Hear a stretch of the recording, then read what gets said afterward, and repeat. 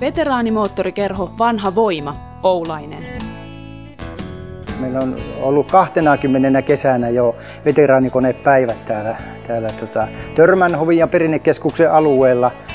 Konepäivien yhteydessä niin täällä on 700 talkoolaista pyörii. Yleisöä on 20 000.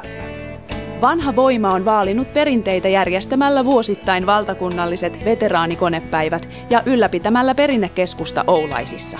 Mukana toiminnassa on myös aktiivinen naisryhmä Naisvoima. Me keräämme perinnettä ja tallennamme sitä ja sitten opetamme perinteisiä työmenetelmiä ja työtapoja tuleville sukupolville. Toivottavasti tämä tämmöinen innostus jatkuu eteenkin päin ja mitään merkkejä hiipumisesta ei ole. Vanha Voima on saanut rahoitusta muun muassa Perinnekeskuksen rakentamiseen paikalliselta Leader-toimintaryhmältä.